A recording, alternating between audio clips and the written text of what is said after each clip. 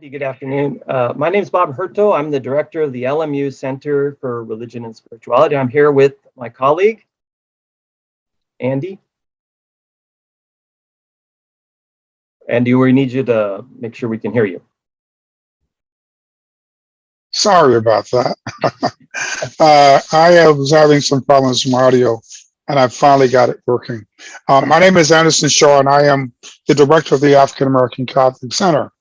And along with Bob, for about 15, 16 years now, we've been working to provide opportunities for African American Catholics and others who are interested in African American spirituality to enhance and increase their knowledge about our spirituality, about the issues that face our community, and how to address those. It's really good to be here with you this afternoon, Anderson. And welcome to all our audience on Facebook Live. Please feel free to put your questions, your comments into the comments section on the Facebook page. We will be monitoring those, and they will get to us on the here on the broadcast so that we can talk about them at the questions and answers at the end. So welcome one and all. As Anderson has said, for more than 15 years, the African American Catholic Center for Evangelization and the LMU Center for Religion and Spirituality have partnered on continuing education opportunities for Black Catholics. This fall, we are launching a new online program called The Presence of Black Catholics in the Church Today and Tomorrow. Over the next 90 minutes, we want you to hear all about this opportunity and meet the new professor we have engaged to lead this program. Anderson, as we begin, maybe we can go back over the history. It was, I believe it was more than 15, it's 2006 when we were talking about getting started, right? And having meetings with, I remember the late Father Robert Kearns was a part of the original curriculum committee with myself and yourself. And also, she's here somewhere, Professor Darnice Martin. Yes, Professor Darnice Martin was involved, and with a number of other folks who were involved with us as well. But Darnice was very instrumental in helping us off the ground. We operate the African American Catholic Center with a collaboration around 25 or 30 parishes, and Darnice spent about 4 or 5 months with us. She came to our monthly meetings, she talked to the different members, and so her involvement was critical in the development of the program that we ended up with. And speaking of Father Kearns was so great for us. He was able to get Father Cyprian Davis as a speaker in our first program, which was just unbelievable. For folks who know Father Cyprian Davis, he's the godfather, if you would, of Black Catholic history. He wrote the book on, I believe it's called Black Catholics in the United States or something like that. That's and right. We were able to bring him on as one of our initial instructors. So Darnice was one of the original professors in the program, as was another guest that we have with us today, Father Greg Chisholm. Father?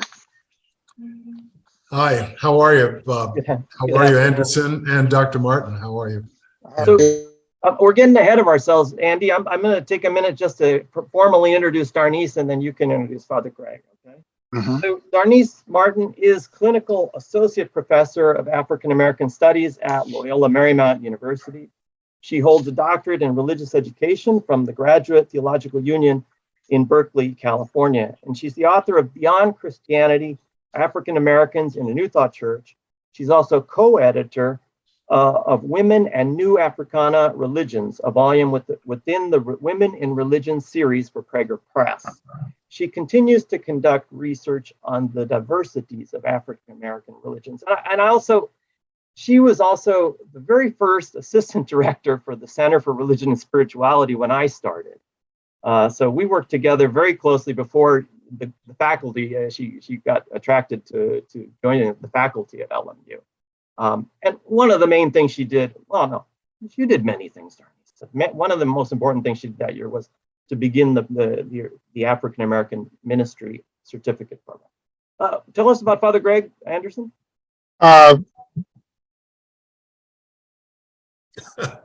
Wow. Okay.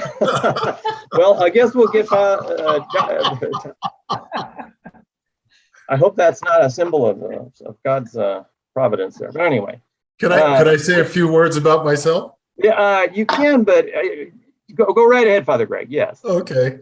I am Father Greg Chisholm. I am a Jesuit of the USA East province of the Jesuits. And for the most of the last 11 years, I've been a pastor in Harlem at St. Charles Borromeo Church, but that did end in the last year. And I am now the superior of Jesuits at Baltimore, Maryland.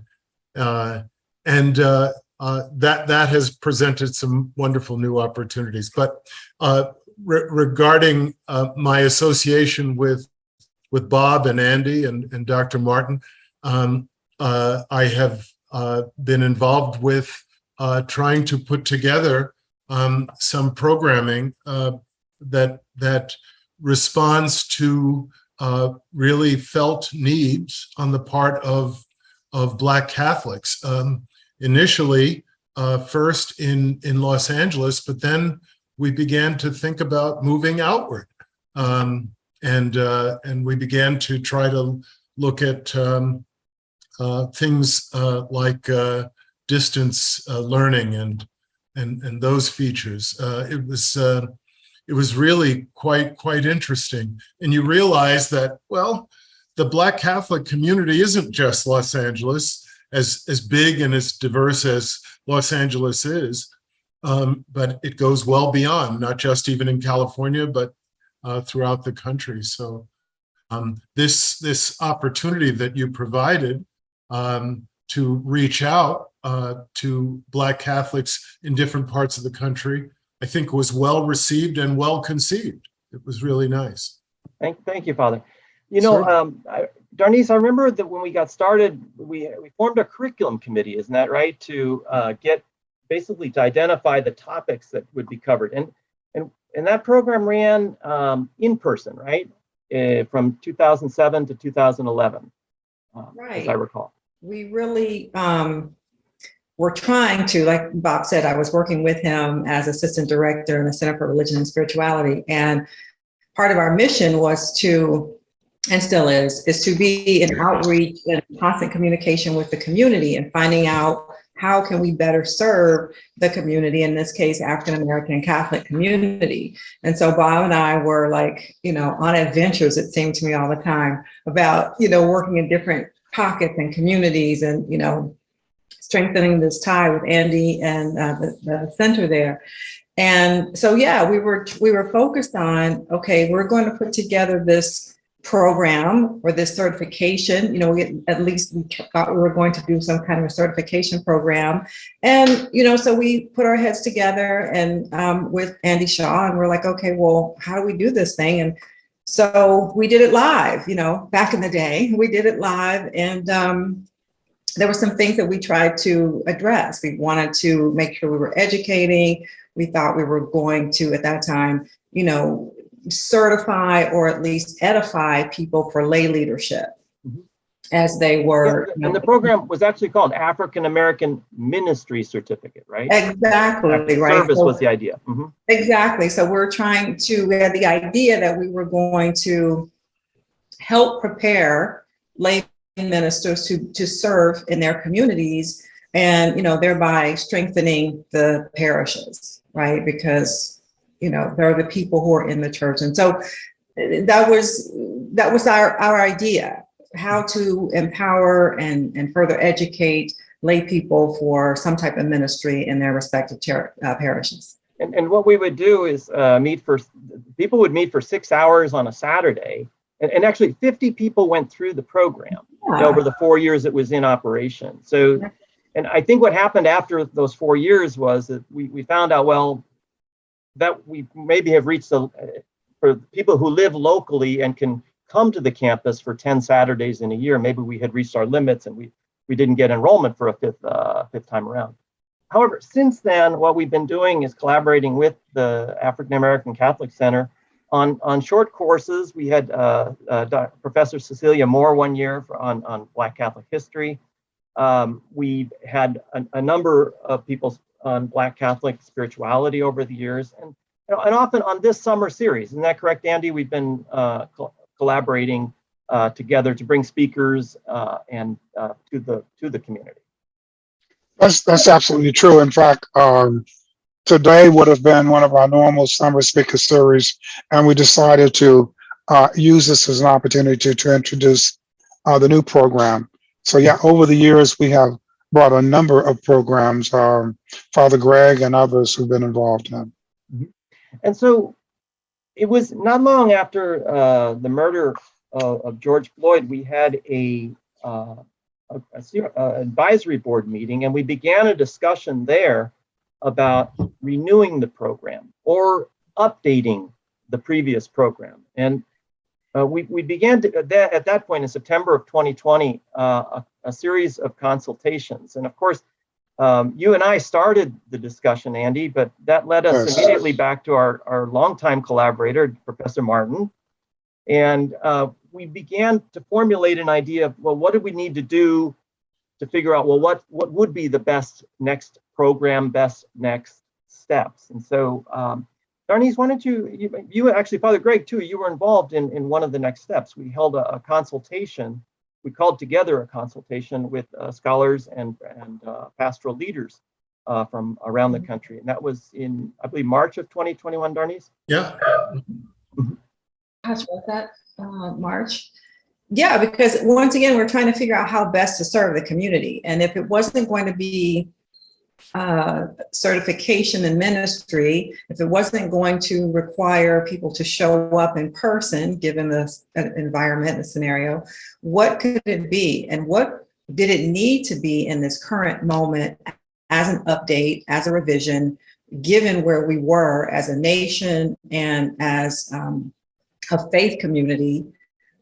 What did we need? How could we better address? And then, we saw the murder of George Floyd, and we thought, we can't possibly be silent. We can't possibly create something that doesn't directly address. And so, we got together with some other leaders who do this work, meaning, on the ground kind of teaching, educating, institutional experience to help us shape what it's going to be now and what we'll be talking about today.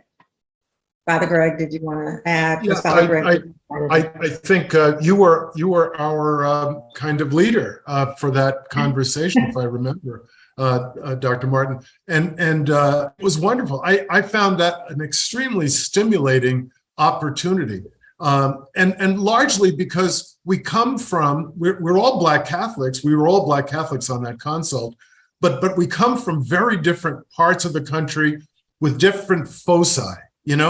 And so it was an opportunity to kind of bounce ideas off one another.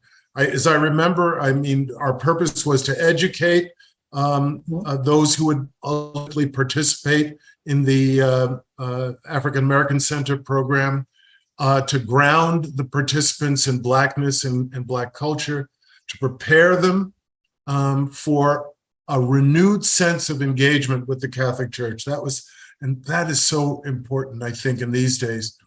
And we were intentional in connecting with participants. And we wanted to really double down on the ability of those who would participate to come out with a strong sense of how to think critically. It was a very, very good exercise for us. And I think from what I've been able to read that, we've come up with a way forward that looks promising, very promising in Dr. Michael Howard. So, yeah. Well, thanks, Father Greg, for giving those points, because that's exactly what came out of it. And it was really brilliant. Like, one of the people who really gave us that language was Dr. Nate Sessoms, one of the other people in that consultation. And, we're having all this great conversation, as Father Greg said. And then Dr. Nate Sessoms was the one who here are these terms we're going to use to really clarify exactly what we mean, so that when people are paying attention, finally observing our our marketing or hearing us talk about things, we will be able to really say, these are the things that we're going to offer. So, and I just want to mention the other people on that panel, Dr. Kathleen Dorsey-Bello, Dr. C. Vanessa White, and Nate Sessoms I already mentioned, and Father Greg, who we have with us. And it was a great meeting of the minds. And, once you get people really to sit down and start thinking about what's needed in a moment, I think, it's a mastermind, right? And then something wonderful happens. And so those points that Father Greg just said, that's our guiding principle at this point. Thank you. And from that, as I recall, one of the recommendations too was to hold some listening sessions. I think, and so we did that. Andy and I worked together with the parish reps and others here in Los Angeles. So there was mainly a Los Angeles-based. Even though the new program is online, is available in many places beyond Los Angeles. At that time we made a local consultation with our own parish reps and other leaders here in Los Angeles. A couple of key things that came out of that, as I recall, Andy, was that in regard to what LMU can do in the Black Catholic community, the discussion centered on the importance of everyone understanding the contemporary relevance, but also the long-standing presence of Black Catholics in the church. In other words, we're not talking about something new, but we are talking about something that is important for the church. In other words, the Black Catholics have been a part of the church, but maybe have not been either paid attention to enough or not been conscious enough themselves of their importance in the church. And then the other point we did hear consistently was kind of practical, and that was that the program had to be affordable. And so you and I have worked very hard, I think, when it comes down to that, in terms of coming up with a formulation for the pricing of the program and also some financial aid, which I'll be going into a little bit later in our broadcast. So from that, Andy, we decided, we got that far and we had that input. So we decided we need a process to bring this and to find a leader. And that was really what was most on our mind, is that this program would be successful if we could find the right person to head it up. So we held a national competitive call for proposals.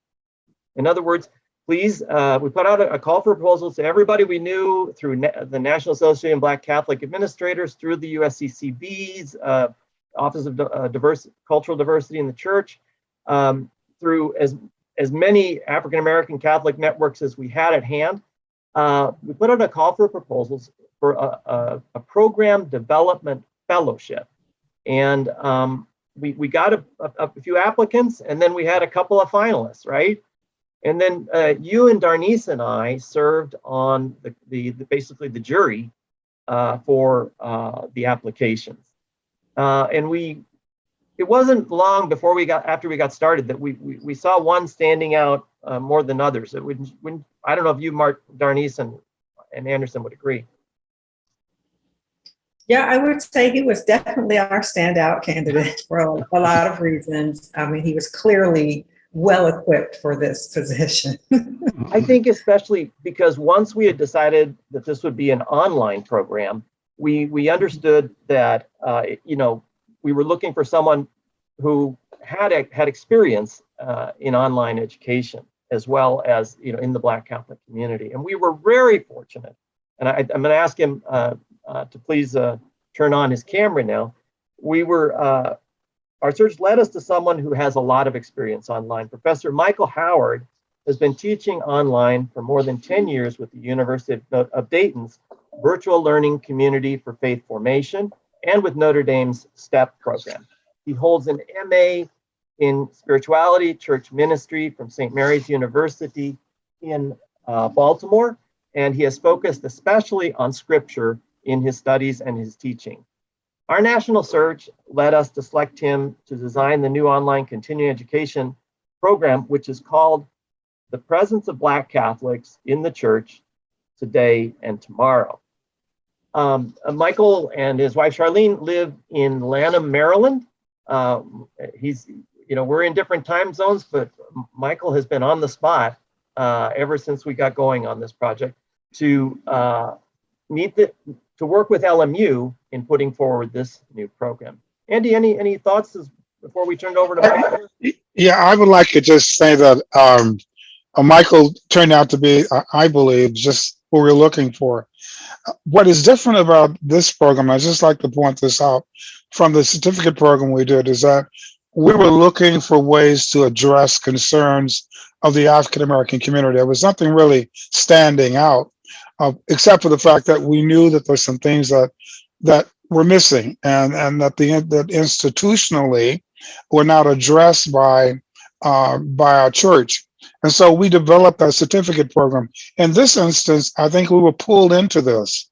We were pulled into it by the incidents around George Floyd's death, about the interests of other groups and what was going on. And there seems to be a general interest in what, and about how do we go about addressing this issue of racism.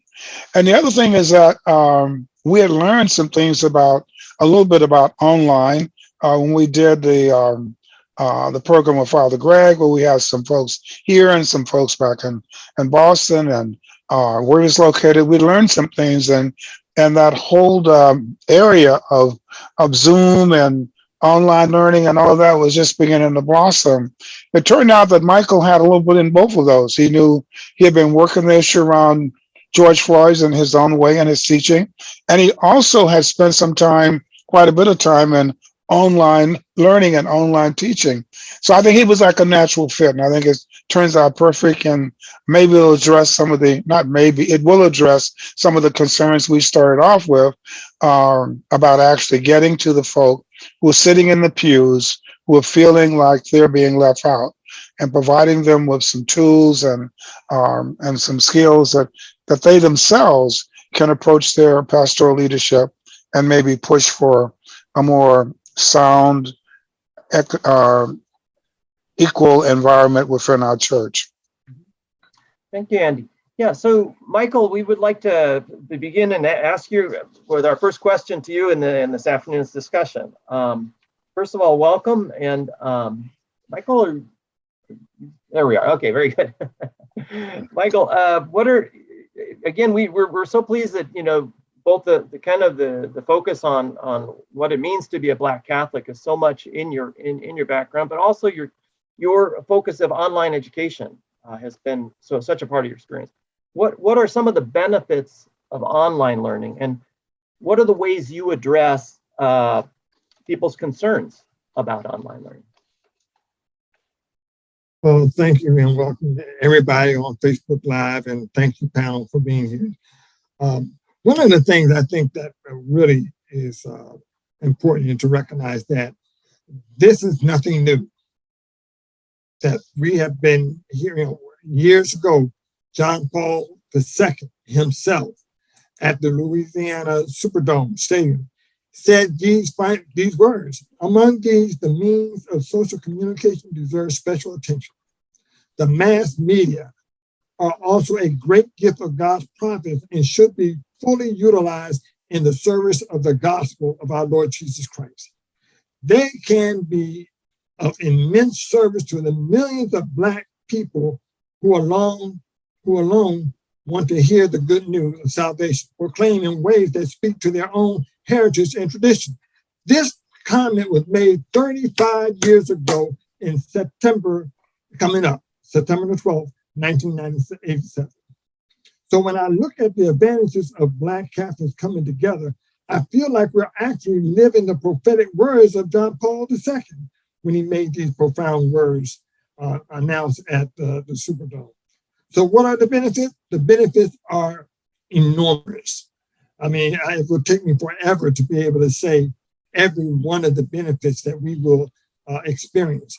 I think the biggest thing, Bob, it has to be is that we will be in communication with other Black Catholics nationally, globally, worldwide.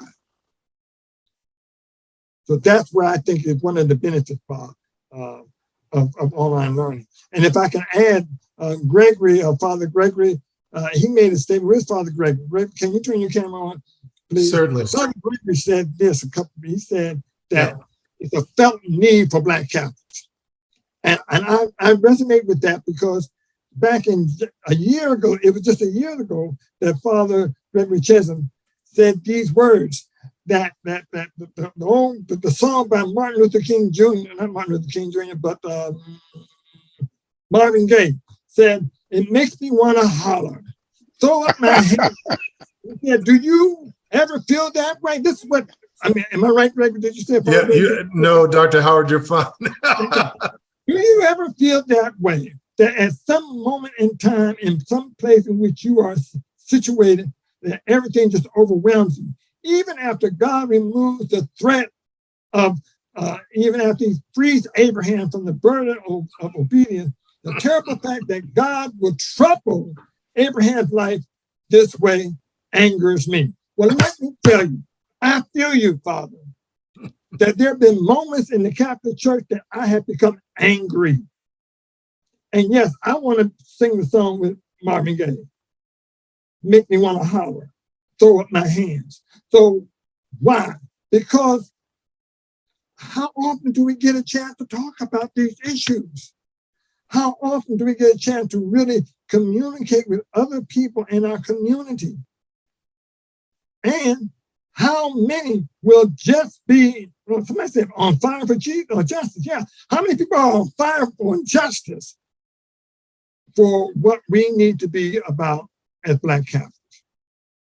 So if the Pope said this 35 years ago, then maybe there is something about that we need to take advantage of online learning. This has been going on for years. I've been teaching for 10 years at Dayton, and I know that Dayton's program has been going on for 20 years. As Black Catholics, I feel like we are coming up the ranks slowly, but we're not there yet.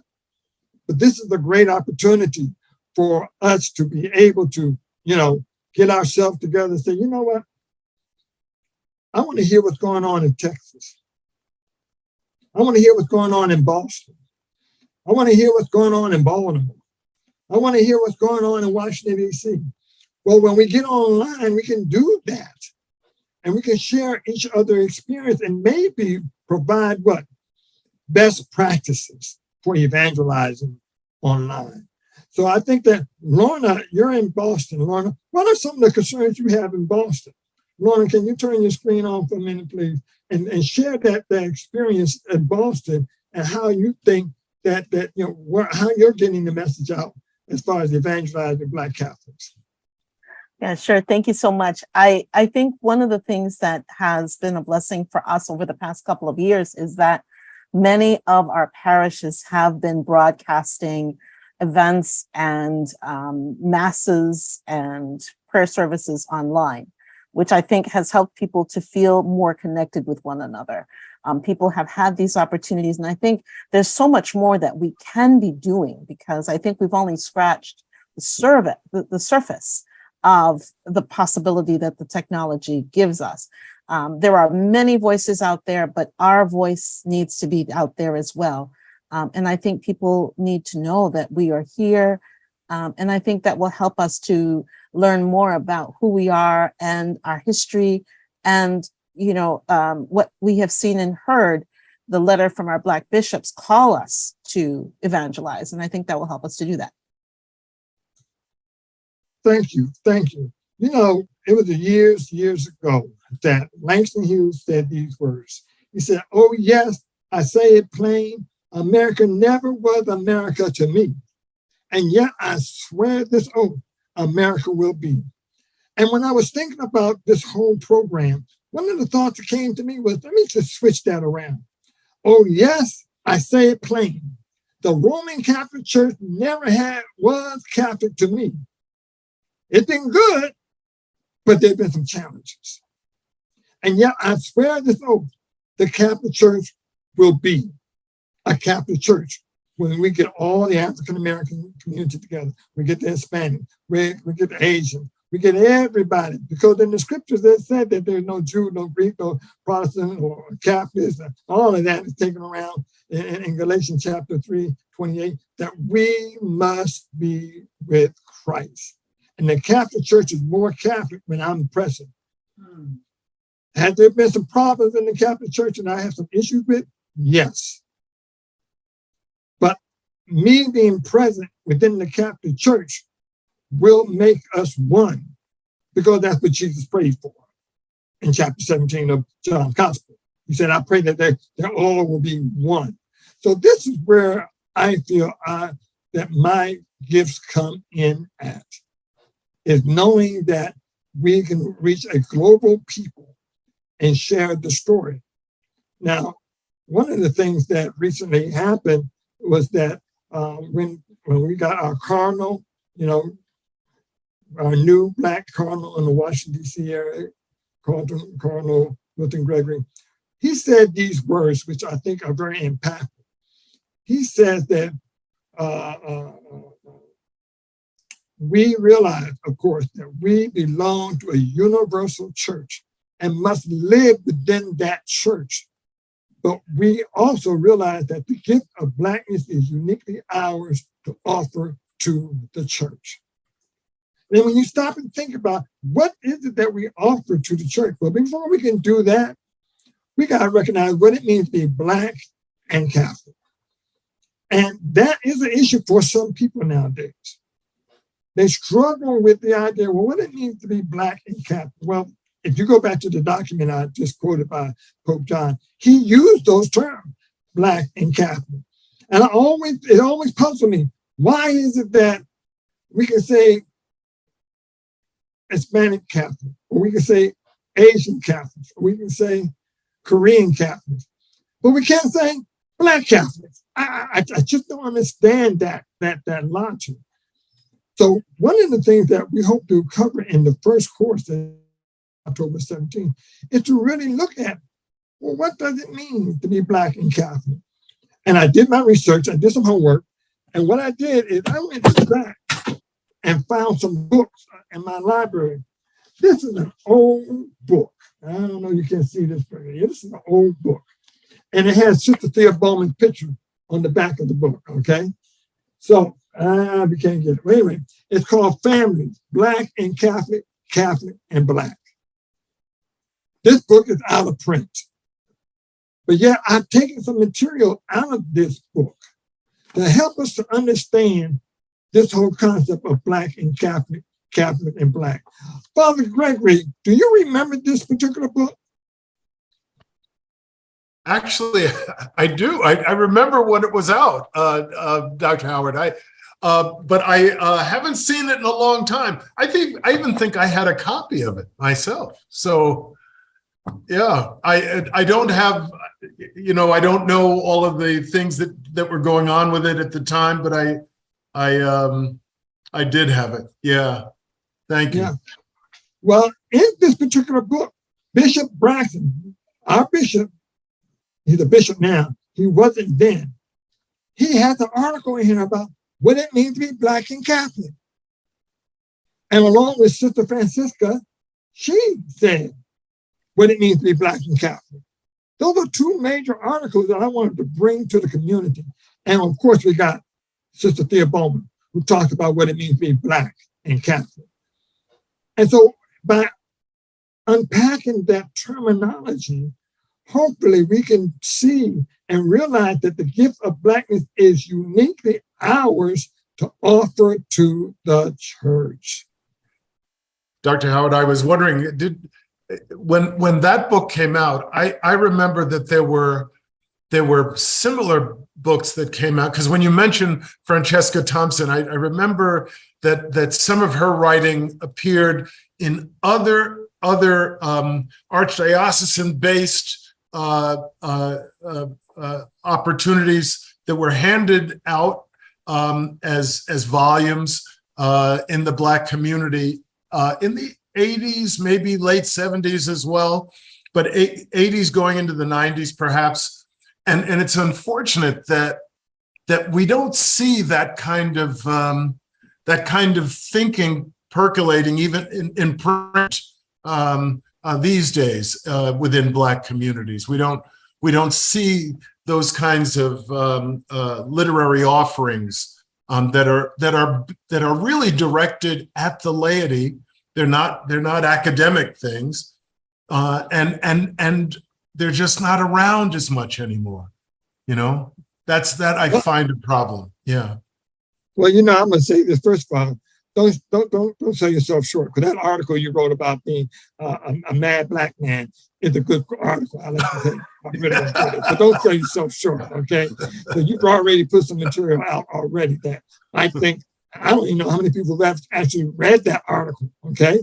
But I read it and I was inspired behind that particular article. So let's not sell yourself short.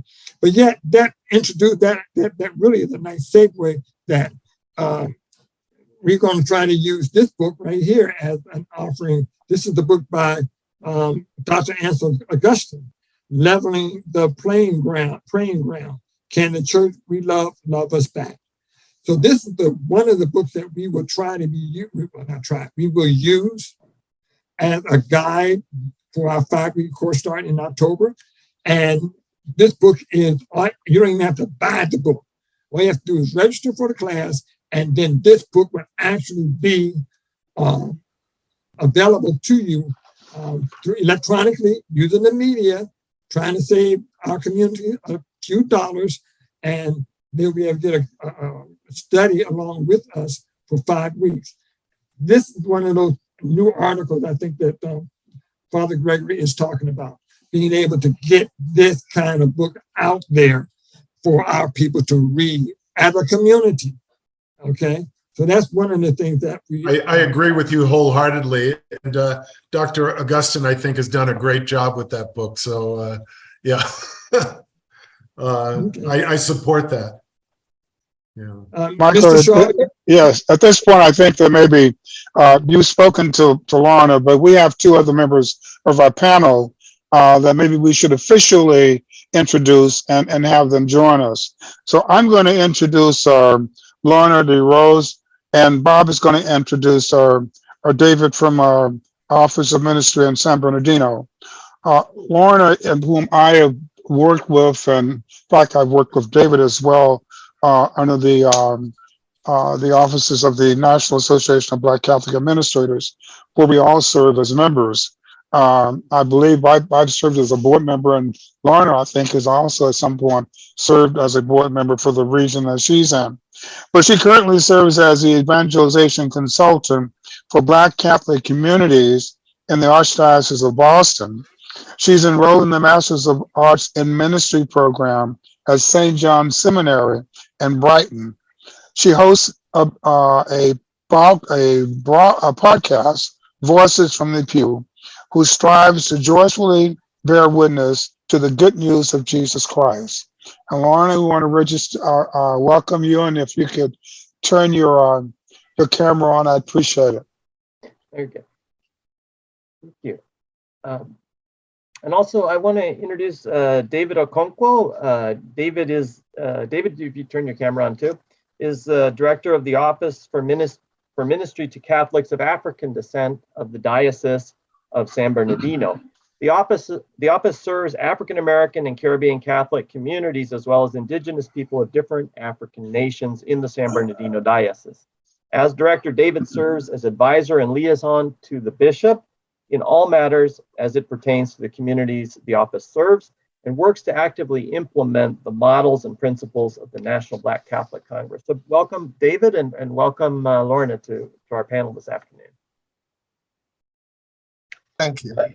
I guess the question we want to, several issues have come up already, would be that, the pandemic and working online, racism, especially as it has acutely been brought to consciousness since the death of George Floyd, the murder of George Floyd.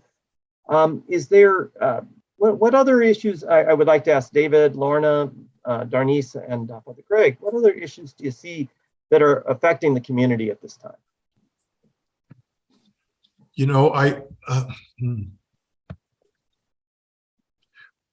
One of the things certainly that really concerns me is the support for African American Catholic communities from city to city. I just don't see that. I see that generally a bit of a diminishment in that kind of support, and sadly, those communities in most cities have been major opportunities for outreach, certainly in terms of Catholic evangelization, outreach in terms of temporal support for the community, trying to respond to the needs of the community. So it is painful to watch as some of these Black Catholic parishes and communities begin to disappear around the country. That would be one of the things that I find most concerning. And I concur with you, Father. Yeah, even here locally, when you asked the question in the beginning, I told you we are swimming the rivers right now. One of the things that happens that, and I'm sure it's probably everywhere, but that when there is a national issue, everybody puts out a statement supporting or against whatever that is, depending on what the issue is. Yes, that's true. But locally, the support, like you said, Father, is definitely lacking. Even here in our own office, we have been cut down to part-time. And the question was, is it that the people the ministries that are benefiting from what we do, they are now part-time, they are no longer there? But that's, and I found out talking to other administrators nationwide that, yes, you are right, it's happening everywhere. When we talk about swimming the rivers, and when we talk about understanding ourselves, because sometimes, like Michael said, we don't understand ourselves. Some people say, oh, it's okay, we can do this and we can do that, or with this or with that. And others, sometimes, for example, in our area, during COVID time, yes, everybody was online. But then after COVID, nobody wants to come back to church. I mean, yes, we are still in COVID, but nobody wants to come back to church. So, and which is one of the reasons why I appreciate what is going on now, because at least good number of people from our community will participate because it's online. Again, we'll find out when, what days of the week would that be. But it is online. Our people are more comfortable sitting in their homes, but you can't go to church comfortably sitting in your homes. Again, it's lack of catechesis. How do we catechize our people so much so that they understand exactly what Michael was saying, so much so that nobody can stop them from who they are to contribute themselves? That's where I believe our biggest problem is. I would like to add my concurrence to this as well. The river runs wide and the river runs deep, David. And I believe that it is true. There is a catechesis that is definitely needed within the Black Catholic community. We are, as Catholics, we need to know who we are. We need to know the treasure we have as Catholics. And I think this is a wonderful opportunity to help people gain that knowledge and understanding, to understand why the Mass is important for us and why it is important for us to be there, not only watching it online, but being there in person. And we have the Eucharistic revival happening, but we need to understand what is the importance of something like the Eucharist for our lives as Catholics and as Black Catholics. In addition, I think, as was stated earlier, it is important that these statements are made. However, I think in many cases and in many dioceses, those statements do not percolate down into the life of the diocese, into the life of the various communities that are there. And I think that's important because I think many people feel that they are not seen, they are not heard, their concerns are not felt or understood, or in many cases, their concerns are misunderstood and misconstrued. I would just like to just piggyback on this image of this river. I just love the river image. And one of the old songs that we used to sing, we still sing it right now, is Wade in the Water. God's going to trouble the water. And I've learned from one of my mentors years and years ago, Father Joseph Brown. He likes to tell the story that some of us has already waded in the water. The problem is that we haven't turned around and said, tell everybody else, come on, let's get in the water. So when we get into everybody, we got to turn around and start helping people. And that's that catechesis that we're talking about. When we're talking about wading in the water, well, some of us have waded in the water for a while now. And we've already gotten our feet wet. We know what it means. It's chilly and cold, chills the body, but not my soul. So I think we need to get that attitude of, well, you know what? If I can communicate with somebody that didn't come to church on Sunday, but if they come online on that Monday, I can help them realize how important it is that we miss you and we want you to come back. So this is the opportunity to both end. Because some of us, we know, have parishioners, friends and parishioners who are one and done. Go to church on Sunday, they're done. They've got to have an opportunity to come back together during the middle of the week for adult catechesis, for adult faith formation, to strengthen the lay community. So I think I love that image of the river that Father David and Father Gregory have been talking about, deep river. Let's get in the water, wade in the water. God's going to trouble the water and bring everybody else in the water. One thing that I've been thinking about, sort of a larger issue, is around visibility around Black Catholics, like larger visibility. And I just saw a headline, I think it was today, maybe yesterday, but this conversation keeps happening about white Christian nationalism and how it's reemerging in becoming almost mainstream, right, in conservative spaces. And how white Christian evangelicals are hijacking Christianity overall. Well, that mostly talks about Protestants. There's not really a Catholic face in the public discourse. And so I always think, where are the Black Catholics in the discourse? Like, where there's an opportunity, because we know Black Catholics are present. We know, but the larger American Christian community doesn't. And, people say all the time, oh, are you Catholic or Christian? Right. And I always, right. And I go, why do y'all do that? And in the classroom, I can take people to task on it or whatever, but not always in just regular life. But, there's a distinction that people make. And I think part of it is about visibility. And when people think about Catholics, I'm just talking the broader American population, when those people think about Catholics, they don't think about Black people being Catholic. And so in these conversations of social activism, white Christian nationalism and the pushback against this, it's always a Protestant face. And so I think that we have an opportunity to,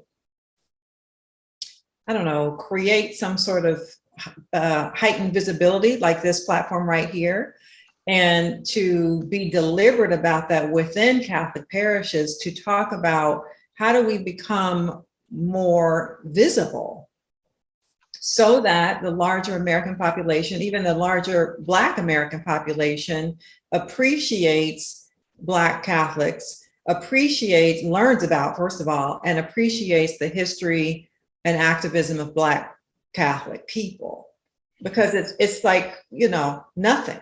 Oh, are I Black mean, people Catholic? I agree with you 100%. I for some time I've thought about this, and I think David and I've spoke a little bit about it. Is that we separate ourselves? I mean, not even by countries, but by states. Sometimes there are Texas Catholics from Texas, and they do one thing, and Black Catholics from Louisiana, and they do something else. We discovered in the last year or two that we have 48 Black Catholic priests in the Archdiocese of Los Angeles. 48 Black priests in this Archdiocese. On November the 19th, we're holding a luncheon to show appreciation for those members of what is definitely, no matter how you look at it, an African diaspora, which is a community of people. So some of them are from Africa and different parts of Africa. We now, for some reason, all of a sudden, I have 5 actually African American priests, 2 pastors in Archdiocese, and it just happened in the last couple of years. But I keep saying to folks, the optics, as they call it, from this luncheon in November that will show roughly 50 Black men standing there with collars on, is going to say a whole heck of a lot to this diocese. Believe you me, it has, what you say, visibility means a lot. So we're going to try and change the narrative a little bit and stop wondering where are all the African Americans, but talk about where are all the Black folk. And when we do that, we start to change the dialogue. We start to have people look at us different. We've developed a stole that has the acacia tree, which we use as our symbol with the AAC, which is in the background, which is my background here. And on the other side of that stole is a depiction or a graphic of the continent of Africa. Every single priest at that luncheon will receive that stole. So not only are we going to bring together this African diaspora, as some folks do, we're going to brand them.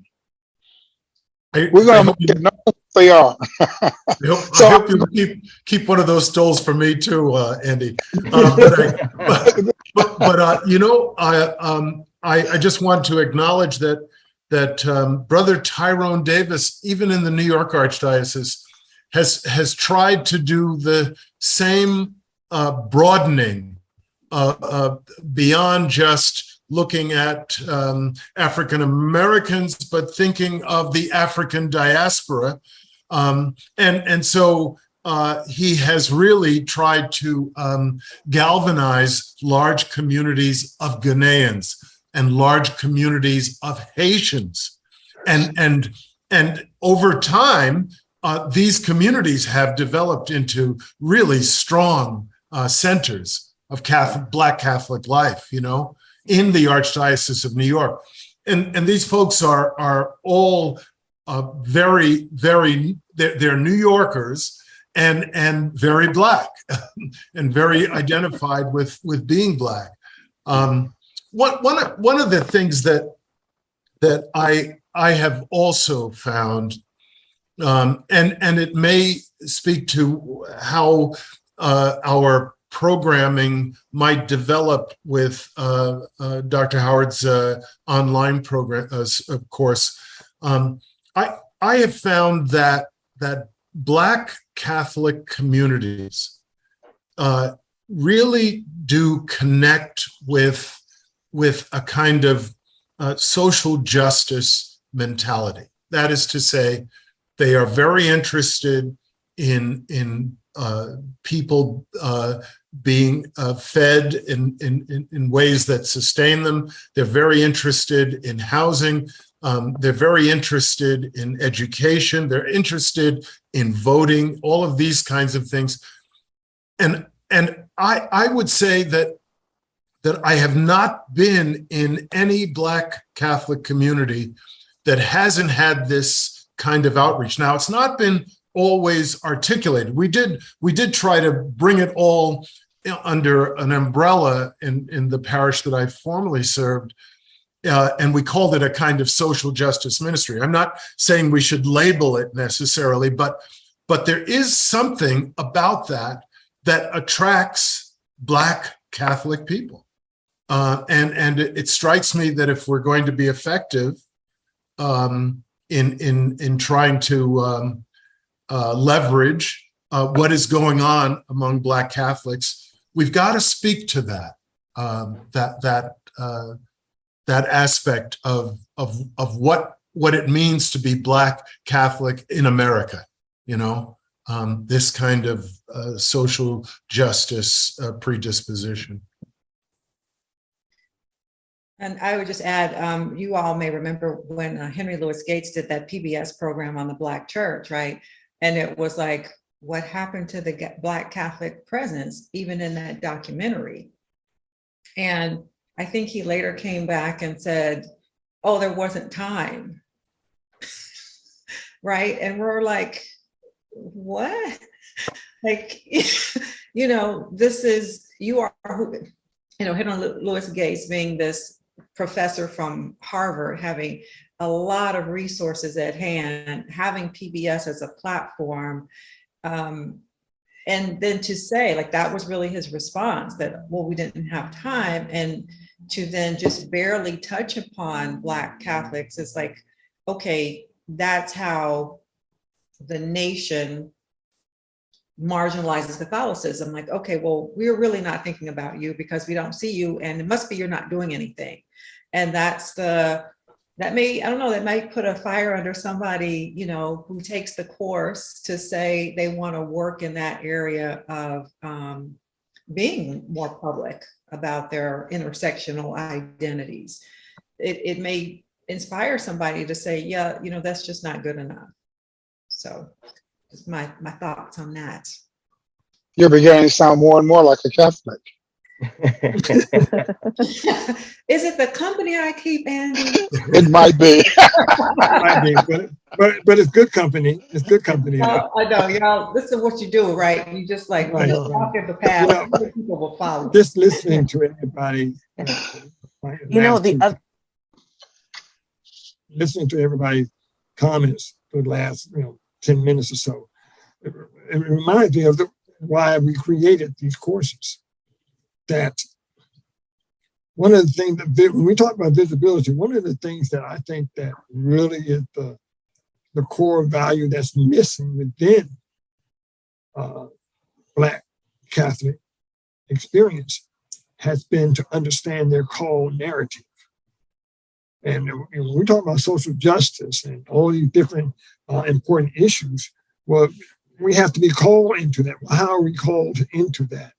And one of the things that I developed on our second course is a way that we could actually start to explore what it means to be called by God into ministry. And I think that speaks to the vocations, and that speaks to the social justice issue, redlining, and all the issues that racism that we have going on. That speaks to it when we can know that God has called us to something. And that's why this course, the second course, because we got two courses. The second course is about the call. We do a theological reflection.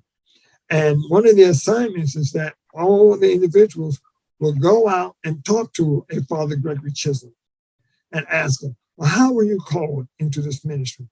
How did you get to where you are right now to be a priest? And then we want to go to the religious life.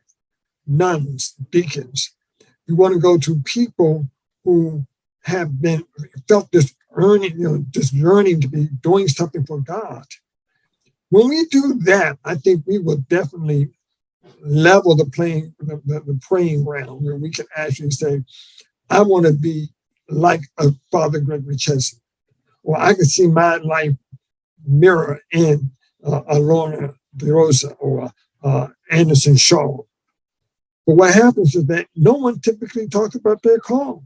I'm sorry, I've been in the Catholic Church for a long time, and I have not really heard priests tell me how they were called into ministry. And in the Black church, that's one of the key elements of any ministry, is that you give a witness, a testimony about how you were called in the church. Now, it doesn't have to be no angel come busting to your classroom or angel come into your bedroom in the middle of the night. Now, that can happen, but sometimes it's that small little whisper and God speaks to your heart and says, you know what, come, I've got something for you to do. And so one of the courses, the second course that I developed was to look at how we are called into ministry. And we would actually use some of this material from the Black Catholic saints on the road, the Black Catholics on the road to sainthood. We'll use this book as a guide as well to really look at, well, how did Sister Thea Bowman receive her calling, or Toussaint, or Mary Lane, all these people who are on the road to sainthood. Well, guess what? I wonder how many Black Catholics know how they were called into ministry. And knowing how we are called into ministry, I believe will help vocations. It would help for leadership. It would help for community development within our parishes or archdioceses. So I think this is one of the ways I'm looking for this second class to really take off. We got some meditations. We got some songs that that I've selected for us to really reflect on God. How did God call me into where I am right now? Okay, so I think that David. Have you had that kind of experience of really sharing your personal call into ministry, Father David? Can you unmute yourself? Have you really shared your experience of how you were called into ministry to your community? First of all, Michael, I am not a priest, but I am a father, but I'm not a priest. Okay. And yes, I love. Well, I was smiling here when you were talking about being called, because I was saying to myself, when was the last time I shared my calling? I just had a young man ordained a priest few months and last month, and when he shared his calling in one of the communities that he celebrated his first mass in, everybody, especially the young people, everybody was almost sitting up and sharing.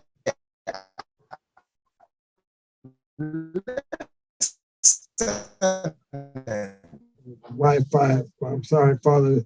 I'm sorry, David. Wi-Fi is slowing up on us, but I'm glad to hear him say that he was sharing a story, and people were compelled.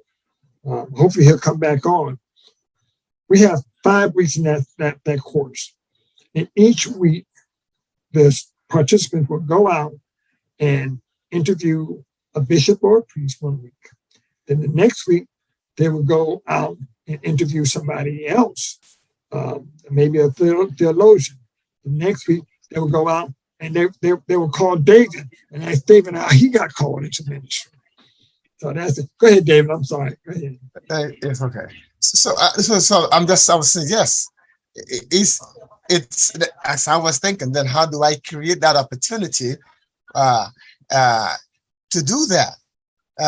What Anderson was saying, what he's going to do in November, sounds like a beautiful opportunity to do that, or to even to begin it,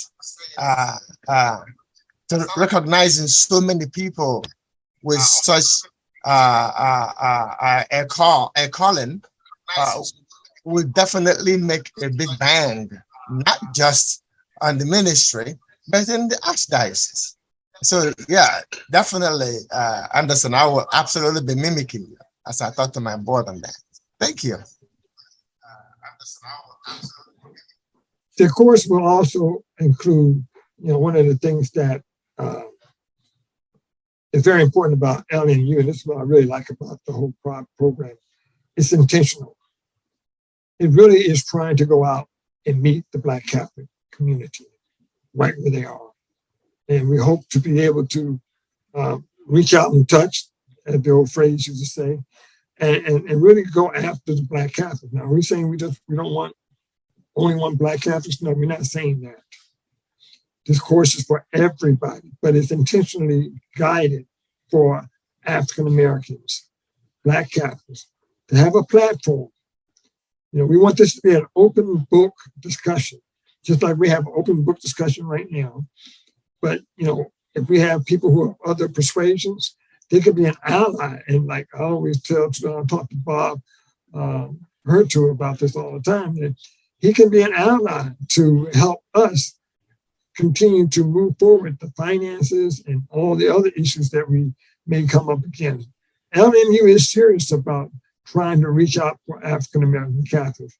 I mean, I think by this platform right now, we are already witnessing the intentionality that Bob and Dr. Martin have, well, Professor Bob and Dr. Martin has provided us with the experience of Anderson Shaw over the last 3 or 4 years. And now we're going online, which again, meeting the needs of what Pope Paul II said, that we should use the media to reach out to millions and millions of Black Catholics. So, Bob, are there any questions that come through yet? Bob? I was going to offer something, Michael. Okay. Since you brought up ally, what does it look like to your understanding, the role of an ally or people who are not Black Catholics? What does that role look like? What would their presence, what would that be like? Might it be a turnoff to some, or how do you imagine allyship? Well, to be truthfully honest, in developing this particular course, I really got it from listening to what Dr. Ansel said in his particular book about allies. And I realized that, well, you know what? Yes, we need allies who can do some things that we can't do. And they have the resources that we don't have. And so when I started thinking about, when I read this book, I started thinking about, Frederick Douglass was really headstrong about, writing material for slaves to be free. But he had allies, he had white people helping him. So there were Black abolitionists and white abolitionists who had one single thing in mind, that was the free slaves. And so when I think about the fact that when we look at how many colleges around the United States of America who are really reaching out to Black Catholics. I mean, when you stop and think about all the colleges that you have in this country, how many are reaching out? Yeah. There's not a lot. But yet LMU have aligned themselves and seeing that this is an important issue. So I think that to me is a credit to their efforts of evangelizing. Breaking down the walls of stereotypes or whatever you want to call it. They're breaking down the walls and saying, let's go after this. This is the evangelization. This is the Catholic Church. If we really want to be Catholic in the church, we need to be able to evangelize both Black and Hispanic. We have to recognize that I have a culture. Now, I'm not going to snap my fingers like Bob does. I don't know how Bob snaps his fingers. I don't know how he claps his hands, okay? But there's a thing called rhythm in the Black community, and we get this thing going on, and we get a little sway with ourselves, and it becomes really natural. Bob has to accept that. And I have to accept him when he, try to get that clap on. I got Bob. That's what Sister Thea said it best. She said that I bring my whole self. I bring my Caribbean. I bring my African. I bring my slave drums. I bring the drums. I bring the bass guitar. I bring everything. I bring my culture. I bring my clothes, my style. But again, Bob has accepted that. And it has been already proven. How many years? Bob and Anderson been working together. Oh my goodness, salt and pepper working together for so long. I mean, this is a blessing. Well, thank you. It is a blessing. It's also a blessing for LMU, and almost, it is like a no-brainer at LMU. If we talk a lot about being a Catholic university, but how are we Catholic if we're not involving everybody? And especially, I think, we don't even need to talk about size, because in terms of the continent of Africa and the African diaspora, this is a huge part of who the Catholic Church is, are Black Catholics. So we can't be Catholic without each other, and it's an important thing the university wants to continue to focus on. So I think we're properly now in the Q&A, and we do have a couple of questions from people, and I think the bigger question is one that was brought up earlier. First of all, from Vicky Figueroa, she mentions the visibility can be tough. Dioceses often edit or prioritize media efforts, and Black Catholics and their events are left behind, not included. We have to promote ourselves, is what she said. Michael, what do you think about that? Well, let's start promoting ourselves right now. Everybody get together next year in July for the National Black Catholic Congress. Let's get online. Let's start sending some emails out right now. Let's shoot for 2,000, not that 500 number that we always move around. Let's go for 2,000 Black Catholics being in Washington, D.C. area for the Congress. Who's going to promote? They're waiting for us to promote ourselves. If we don't do it, nobody else will do it. So that's my response to that. And I'm excited about it. And I'm already ready to go. I'm ready to pack my bags and go to Washington, D.C. I only live about 8 miles from Washington, D.C. But I'm ready to go to the National Congress. How long has it been? Like 7, 8 years ago? It's been a long time. And so 5 years. Okay. Still too long. It's been more than 5 years. Yeah. Yeah. And somebody used to say a long time ago, how long? Too long. Okay. But the other thing too is when you're talking about visibility, is we should advocate, whether it's to the press office or whoever's doing social media, to make sure that inclusive images and events are promoted, because as Catholics, we know that our church is very diverse. So we should encourage those who are posting social media for our diocese to post information about particular events that are happening, whether it's within the Black Catholic communities or the Asian communities or, Hispanic communities. We just have to kind of keep doing that, because we need to kind of help people to be aware. We do have one more question here from, first of all, Daryl Russell Grigsby mentions that complimented this idea of focusing on discerning and exploring an individual's calling, but he also asked a question. I'm struck by how Daniel Rudd, as a layperson, started a national Black Catholic newspaper and planted seeds for the National Black Catholic Congress. How can laypersons duplicate that kind of initiative? So everyone knows, Daryl is a international religious writer. And Daryl, I hope you're listening, because if you're trying to hide behind that question, I'm not going to let you do it. What Daryl is trying to do, I'm sure, is to encourage us to get into some type of dialogue. But this guy has just a little bit about him. I met him, I guess, around maybe 15, 20 years ago. He started a group of Black men in Seattle, Washington, meeting once a month to have breakfast. Catholic Black men to talk about what it's like being a Black man and Catholic in the Archdiocese of Seattle. And he's gone on, and I'm not sure he's in Northern California, someplace now. I saw an article he wrote recently. I don't remember exactly what it was, Daryl. I'm sorry, I forgot. But we're very fortunate to have him on with us. Unfortunately, we can't add him to the panel, but Daryl is He's written in, I think, almost every national Catholic publication we have.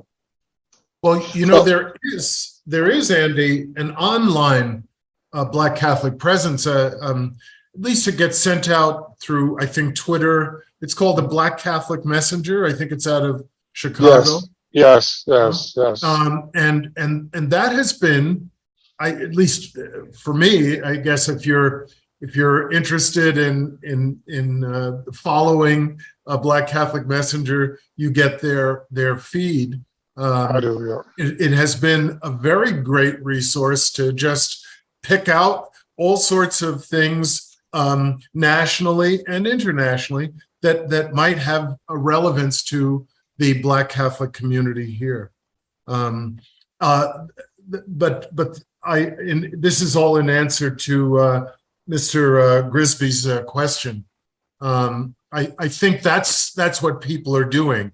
They're beginning to form Facebook groups and Black Catholic Messenger in order to provide a vehicle for Black Catholic news. Yeah.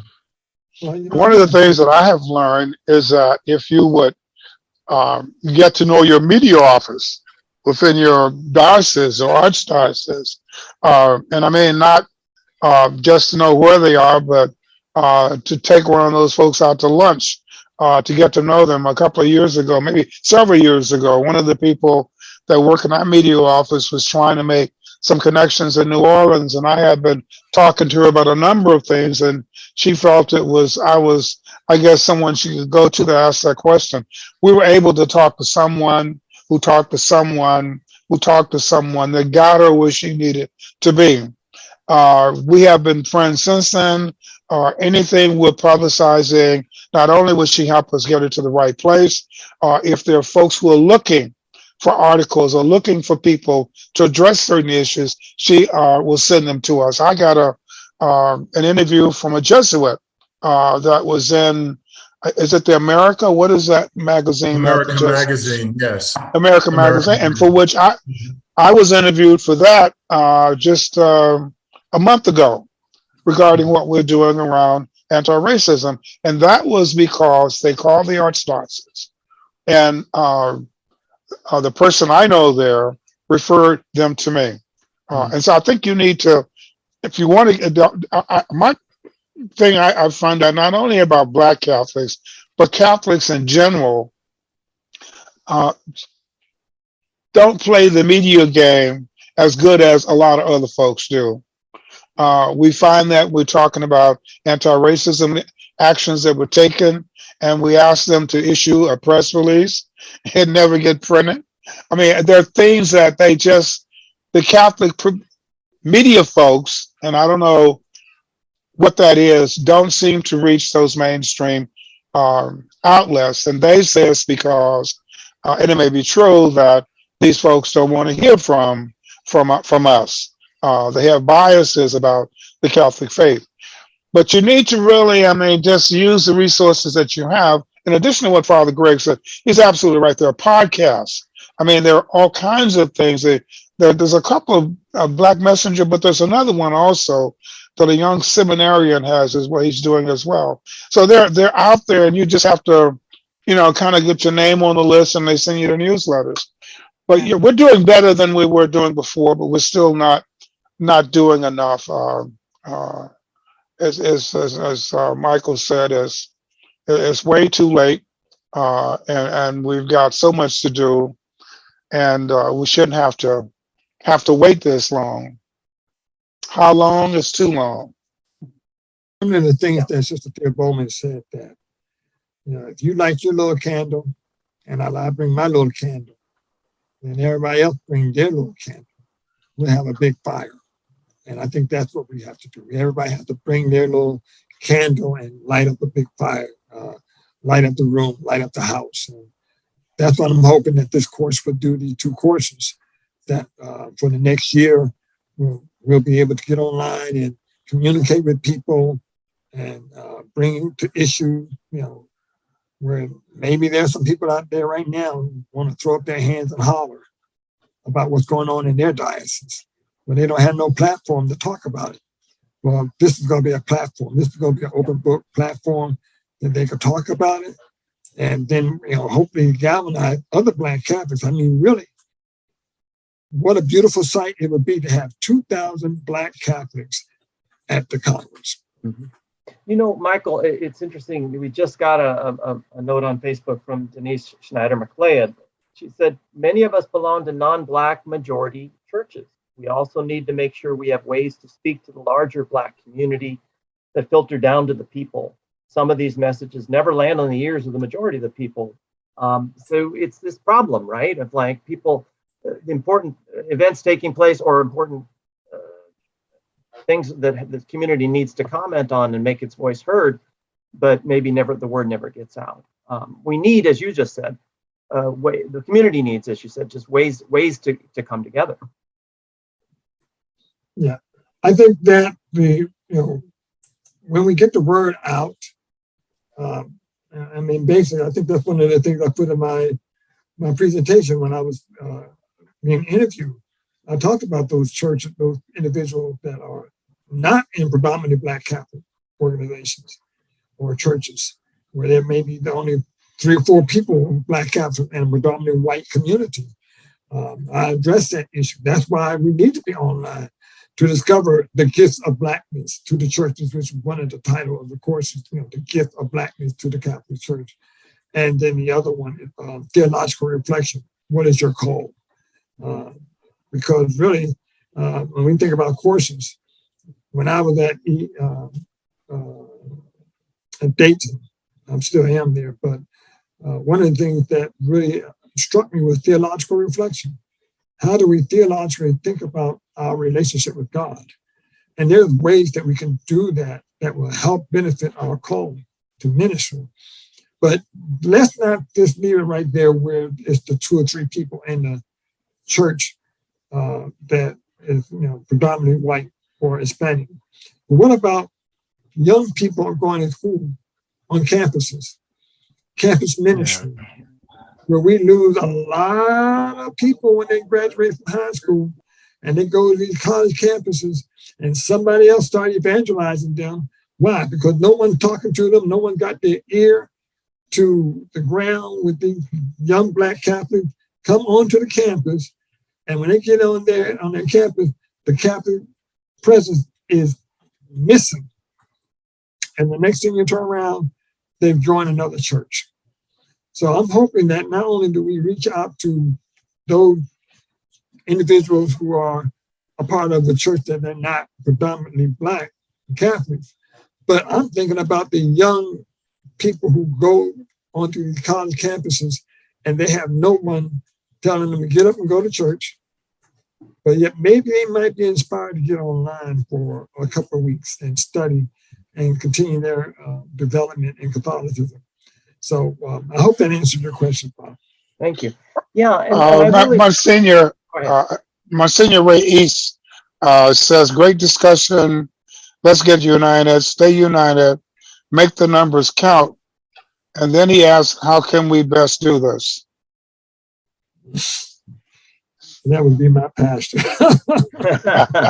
That's a great question. But I think one of the things that having an online presence will help us to begin to work together to become more united. Because the beauty of the technology is that we can reach across distances to speak with one another, to learn from each other, and to hear about what each other is going through. And perhaps that will help us have our voices heard. The article Daryl Russell Grisby wrote, he just put this in the chat as well. It was titled, Looking Anew at the Deep River of Black Catholic Spirituality. It was a May 13th issue of the National Catholic Reporter. So David, he used your phrase river, and it might be a good article to take a look at. Is again, Looking Anew at the Deep River of Black Catholic Spirituality, May 13th, National Catholic Reporter. Okay, well, I would just like to take just a quick moment as we almost get to the end of our time together to talk about what will happen in the courses and what are the courses called and when do they begin and things like that. So I'm going to share my screen real quick. Hold on. And there we go. Okay. Yeah. And to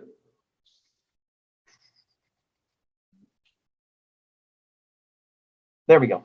Okay. Yes, this is the first course, Sharing Our Distinctive Gift of Blackness with the Church, with the Catholic Church. And it will begin on, well, it says Sunday, October 16th, but that's when the content becomes available. It actually starts on Monday night, October 17th.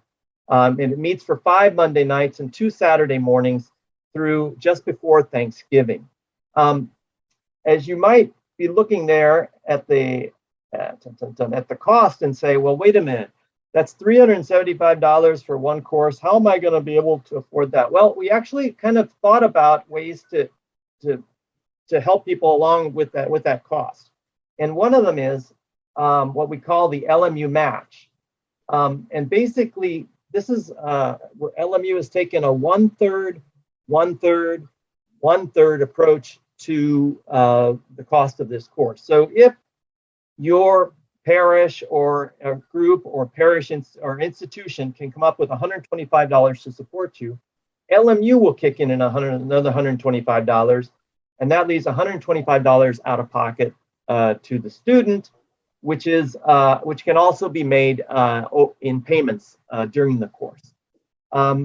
So that's one thing. And also for those who qualify for financial aid, you can apply for a partial scholarship. It's called tuition assistance, which can cover up to 50%, $187.50 of the cost of the course. We'll put all the links to the calendar, the catalog page on the Facebook comments of both pages. But also, we want to just ask you, Michael, you want to say anything more about the upcoming course? We are basically understanding this is the first of 2, right? Right. And what only thing I can add is what our gospel said: seek, knock, and the door shall be open. And if we really want to be serious about being Black and Catholic, we need to start seeking ways to understand our contribution to the Catholicism. So I think we have to see, we have to knock, we got to knock on the doors, we got to let people know that this is real, that we're here to stay, we ain't not going nowhere. We're going to make the Catholic Church be Catholic by being present. And the door is going to open up. I think God's grace is going to open up and pour out a blessing that we can't even begin to imagine. So I'm going to seek, knock, and the door shall be open. Well, very good. Thank you so much. And Anderson, any thoughts as we we certainly want to thank everybody that's been here, Dr. Martin, Father Greg, Lorna, David, and of course, Professor Michael Howard, who is teaching these courses coming up at LMU. Anderson, any thoughts as we come to a conclusion today? I would just like to encourage everyone that can, please enroll. I think this is so important that we get folk to understand the issues that are facing us. I know that from our gut, we realize that there are a lot of things that are not the way they should be, or they're not even close to being anything like equal, but not even fair, if you want to use that word. So I think for us to be able to address those issues, we really need to know a little bit more than what we've experienced ourselves. So many of us operate off of the fact that if I didn't feel it, if it didn't hit me, if I didn't get wet, then I don't know what it is. And so we have to go beyond that experience. We learn by listening, we learn by reading, but we also learn by experiences, and we put the other first 2 aside and we deal with our experiences. For us to be able to fight the fight that we need to fight, we need to be able to be much better informed than we are. The whole issue of being Black and Catholic, and a lot of questions around that. And I think that Michael is well equipped, and this course is well equipped to deal with the reasons why you should be concerned about not only yourself, not only your salvation, but the salvation and the needs of your brothers that are in the fight with you. So I would just like to encourage you, if you can.